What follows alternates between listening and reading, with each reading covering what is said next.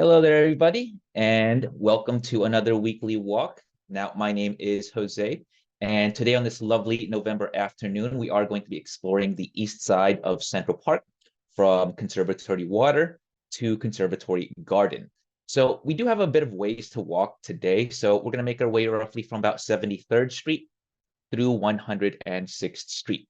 Now, usually a walk of this scale would require a bit more than just 15 minutes, but today, using the magic of the internet, I wanted to really discuss the connections between these two similarly named landmarks. So before we begin, let's go ahead and actually talk a bit more about the housekeeping. So let's go over the controls. So as you all know, you folks are muted, but you can use the chat feature to say hello and comment. If you'd like to ask a question, you can use the Q&A function. And my colleagues Desiree and Carla, they're going to be on the back end, and they'll answer any questions or inquiries you folks might have. Now, the images that you folks will see today, they were taken from a bunch of different sources, including the Library of Congress, the New York Public Library, the Museum of the City of New York, and of course, the archives of the Central Park Conservancy. Now, our mission here at the Conservancy is to preserve and celebrate Central Park as a sanctuary from the pace and pressures of city life, enhancing the enjoyment and well-being of all. All right, so let's get to it. Now, today on our walk, we are going to be checking out both Conservatory Water and Conservatory Garden. Now, these two areas sometimes get confused with each other. So first of all, they both have very, very similar names, and they're both just right off of Fifth Avenue. Of course, both Conservatory Garden and Conservatory Water, they both have their own unique personalities. So Conservatory Water, here on the left-hand side, was actually designed as a reflecting pool. And I'll explain what that means in a few short moments.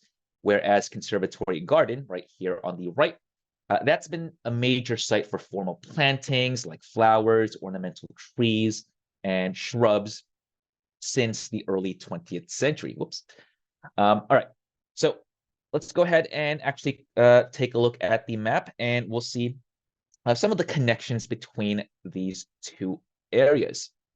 All right, so again, we are going to be starting off roughly around 73rd Street, and we're going to make our way primarily along the eastern edges of the park. So again, we'll examine Conservatory Water, then we'll make our way up Cedar Hill. We'll also explore the areas just behind the Metropolitan Museum of Art. Afterwards, we will then slowly but surely make our way through the reservoir, East Meadow, and then end things off over at Conservatory Garden. All right, so we begin right here along the shoreline of the water near 73rd Street. Now, this area, of course, has seen plenty of changes throughout the decades.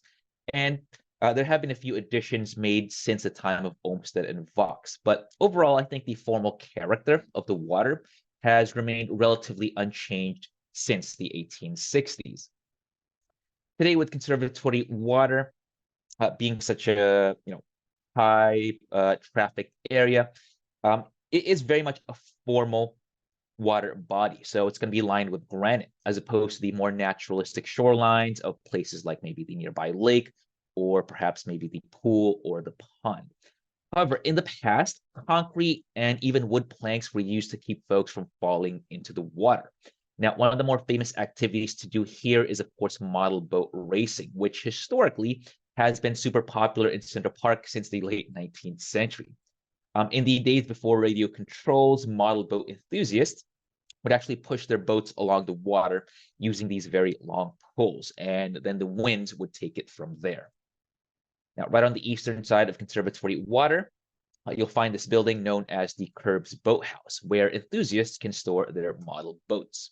It also serves as a cafe where you can grab a hot drink or perhaps maybe use the restroom before continuing on your Central Park journey. Now, Conservatory Water gets its name from the fact that there was actually supposed to be a glass greenhouse or conservatory built here. It was actually one of the original elements of the design of Central Park, but it was apparently way too costly for the city to complete. So instead, they constructed the water, but they left the spot open just in case they decided to construct the greenhouse.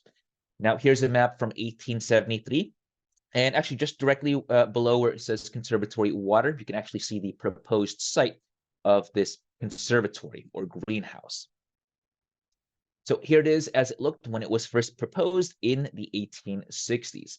Of course, the city never built up this conservatory, and the site sat empty for many, many decades until the 1950s, when the Parks Department then decided to build up a model boathouse here instead.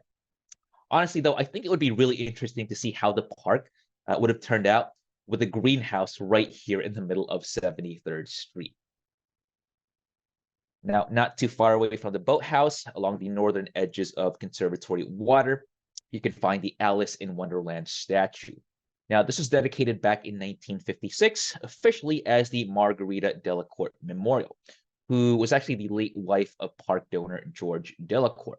Now, both the Delacourts were fans of the works of Lewis Carroll, and they actually read his works to their children. So classics like Alice's Adventures in Wonderland and its sequel, Through the Looking Glass. Now, the statue itself depicts well-known characters. You can see the Mad Hatter over here on the right-hand side. You can also see the Cheshire Cat, the White Rabbit, and of course, right in the middle, you can see Alice herself. So very, very popular with both the local children of New York City, as well as visitors from all around the planet.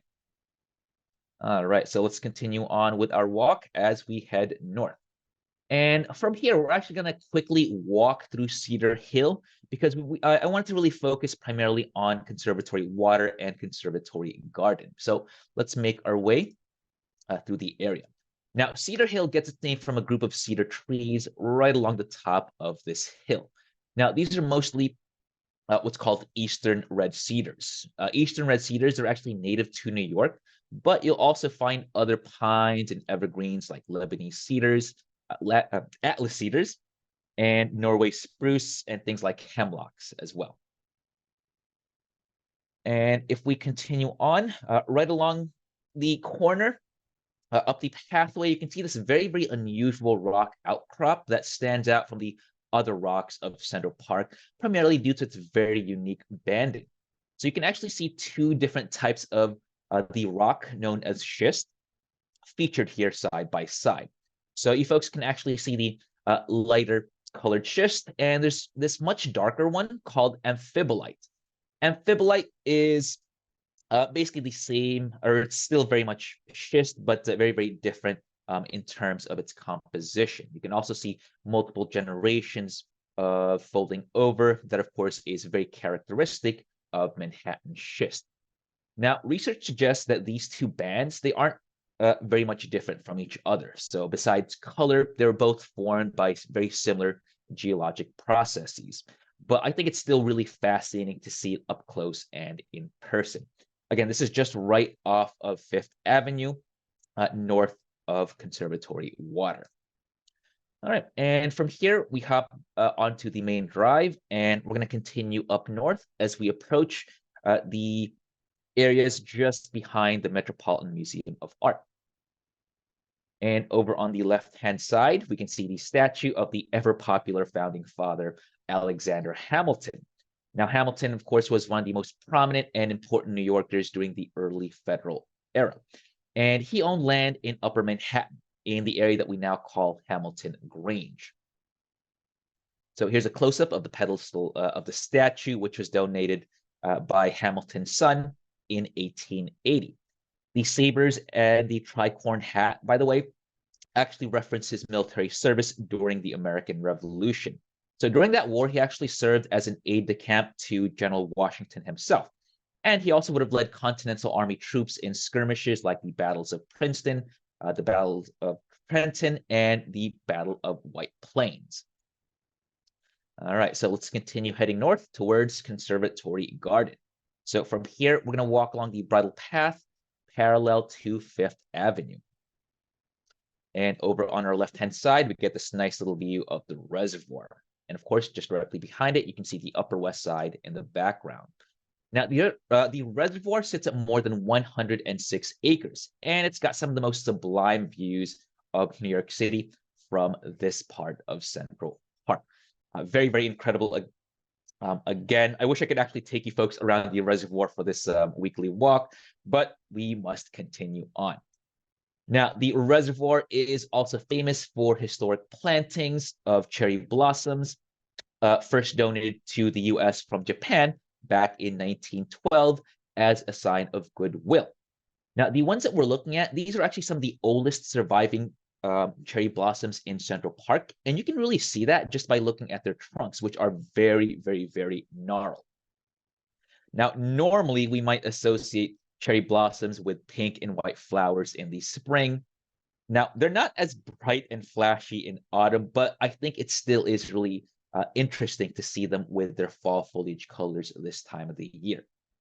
Right now, of course, it is mid-November, but we still have a lot of color left on many of our trees.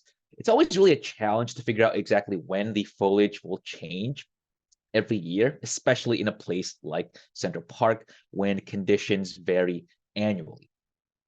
Okay, folks, and moving on. And from here, we're going to speed run our way through the East Meadow towards Conservatory Garden.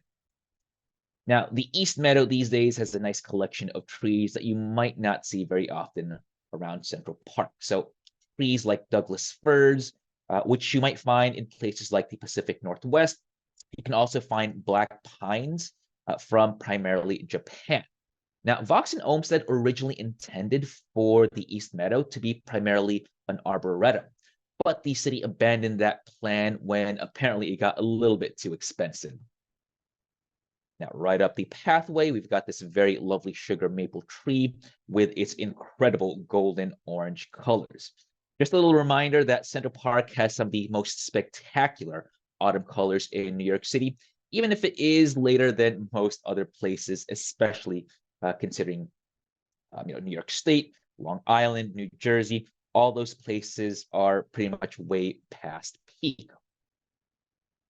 All right, folks, and we've now arrived at the last stop of the day. This, of course, is Conservatory Garden. Now, just like or unlike other areas of Central Park, Conservatory Garden is a little bit more self-contained, hence the gates surrounding it. It's only about 6 acres, but it packs a mighty punch for such a relatively small garden. So from above, we can see that it's a bit more formal and landscaped compared to the rest of Central Park. You can actually see that it's composed of 3 very distinct and very separate gardens. So over on the left-hand side is the South Garden, also known as the English Garden. Over at the center is the Italian Garden. And on the right-hand side is the North Garden, also known as the French Garden. All 3 of which are, of course, very, very distinct in style. Now, before heading on with our walk, let's actually go ahead now and do our poll of the day. So let's launch that poll right now. So very, very simple. Today, I just wanted to get an idea of which landscape that you folks like better. Do you like Conservatory Garden or do you like Conservatory Water more? So go ahead and cast your vote and we'll see which conservatory, quote unquote, is more popular. I myself personally, I like the Conservatory Garden just a little tiny bit better. But of course, the water, I think, has its own incredible, unique qualities. All right, so it looks like most of us have voted. So let's end off this poll and let's see what we have. All right, and unsurprisingly, the garden wins by a pretty wide margin. So 56% of you say that you prefer the garden over the water. In fact, there's more of you that prefer or that can't really decide as opposed to those of you who prefer Conservatory Water. Again, Conservatory Garden is just such a unique and incredible place with a lot of colors. All right, so let's go ahead and continue on with our walk. And so from here, we're going to explore the English Garden. Now, right at the center, we have this very small reflecting pool, also known as the Burnett Fountain. The Burnett Fountain was unveiled in 1936, and it was dedicated to the memory of the writer Francis Hodgson Burnett, who wrote the children's novel, The Secret Garden. Now, the English garden is known to be a bit more diverse in its plantings than either the Italian or the French garden. So you'll see lots of different flowering plants from around the world featured here, pretty much on every day of the year. So let's see what we have in store. So here, for example, is something called the Mexican bush sage. It's ornamental sage, and it's grown during the summer and fall here in the garden. It's an annual plant in northern climates like New York, where it can't really tolerate frost very well. So these only live for just a few short months out of the year. But in warmer places like Georgia or Florida, it's often grown as a perennial, so it blooms every single year. And it's also got these very striking blue and purple, very velvety colors or flowers that attract lots of native pollinators. And of course, it also adds quite a bit of fall color to the season. And just a few steps down, you can see this very distinctive looking milkweed called the balloon plant. Now, the balloon plant is native to the tropical climates of places like Southeast Africa. It gets its name from the very distinct way that its seed pods balloon or swell up to a diameter of sometimes more than 3 inches. These spiky, hairy seed pods, they're very highly desired, and they're what makes it such a popular ornamental planting in many gardens around the world. And of course, sometimes it's often featured right here in Conservatory Garden. Now, Conservatory Garden has had a very long, fascinating history with roots, pun intended, dating back to the 19th century. Before the current outdoor gardens were established here in 1937, there was an actual conservatory here on the site, hence the name. The greenhouse was first built back in the 1890s, and at that time, it was supposed to serve as the nursery where Central Park's plants would grow until they were mature enough to be planted throughout the park. So the greenhouse, curiously enough, also housed a number of tropical plants, plants that we might not expect in Central Park today. So if you can imagine, plants like palm trees, cycads, bromeliads, dracaenas, yuccas, and even banana trees, they were grown right here in this conservatory. So here in this photo from 1904, we can see a very rare look at the interior of this former greenhouse in Central Park. In fact, it almost reminds me of the greenhouses that you can find at either the New York or the Brooklyn Botanic Gardens today. Two very, very incredible places if you folks have not yet been to just yet. The old conservatory also had a very intricate series of wrought iron supports or trusses that were cast in Williamsburg, Brooklyn. By 1935, unfortunately, the Parks Department under Robert Moses then decided to get rid of the greenhouse entirely. He thought that the structure was getting dilapidated and far obsolete. So by that point in time, Moses then hired the landscape architects Gilmore Clark and Betty Sprout to design the current incarnation of the Conservatory Garden. So the current garden today, it was actually built by workers representing the Works Progress Administration, which was the agency that also restored much of the park landscape throughout the Great Depression. Unfortunately, by the 1980s, the garden itself then started to deteriorate due to a lack of care.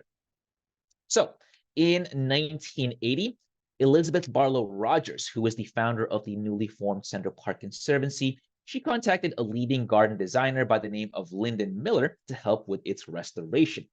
So by this point in time, Conservatory Garden had lost many of its original plantings, or it was overgrown with invasive weeds. Lyndon Miller, she rallied a team of volunteers to help revitalize it. So they planted many of the flower beds and ornamental shrubs that would have lined this garden throughout the 80s and 90s. Eventually, it would reopen back in 1987 after a very long restoration campaign. So, of course, without the hard work and efforts of folks like Lyndon Miller, Conservatory Garden would be a very, very, very different place today. Now, if you're a regular here in the park, you might have noticed the construction work that's happening right here in the garden since last year. The garden, in case you folks haven't heard, is currently undergoing a major restoration of its hardscapes, its architectural elements, and its utilities. Now, the last time that the garden was restored was actually back in the 1980s, and mostly for that restoration, it focused on the plantings.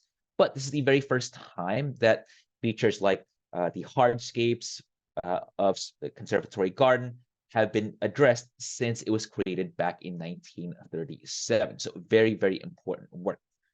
The very first step in restoring this historic part of Central Park was replacing the bluestone pavers that line the pathways of the English garden.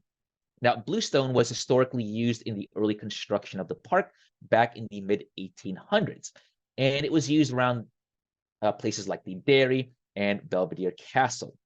So here is an image from roughly about 1 year ago when work was being done on the South Garden, which, by the way, has now since reopened to the public. Now, as we make our way around the corner, we come to the center fountain over in the Italian Garden. Now, the Italian Garden and the French Garden, both of those areas do remain closed off, as you folks can see with all of the fencing. But the work being done here is one of the key features of this restoration. Now, here's a sneak peek of the new crab apple trees that have recently been planted here.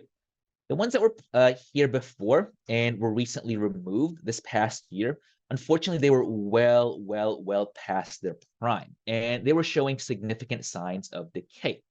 So we here at the Conservancy, we decided to replace every single one of these dying crab apple trees and replace them entirely with a fresh new batch that's much more resistant to diseases. So these are still very, very young, but we can actually expect them to grow and really fill their potential within a few short years. Now, just off towards the north, we have the French Garden. The French Garden is, of course, regarded as one of the more formal sections. And every year during the fall, you might see our staff gardeners and volunteers plant tulips and daffodil bulbs during for the coming season. Of course, with the ongoing restoration, there is still very much a lot of construction happening here right now. So access very much remains closed off to park visitors. Now, it is a lot of work, but once we will finish with our restoration efforts by early 2025, we can actually expect the entirety of Conservatory Garden to be looking just as glorious and amazing as it did when it opened up back in 1937. Now, if you folks want to read a little bit more in-depth details on the restoration efforts itself, please check out the link in the chat section, and my colleagues will put up the links for the restoration of Conservatory Garden in the chat. Okay, everyone, we're going to end things off right here for today, but I want to thank you all again so much for joining us on another weekly walk. I also wanted to take this opportunity as well to promote our new Heart of the Park tour, new, quote unquote. Now, some of you folks might have actually taken this tour with us before, but starting this month, we are unveiling a brand new route for the Heart of the Park. So we're going to start off from the west side of 72nd Street, and we're going to make our way through the area and end off at 5th Avenue. Again, please do check out the link in the chat so you can check that out at your leisure. And of course, if you like this weekly walk, you can also follow us on our social media channels like Facebook and Instagram. Again, I thank you all so much for your time. From all of us here at the Central Park Conservancy, stay safe and be well. Have a good day, folks.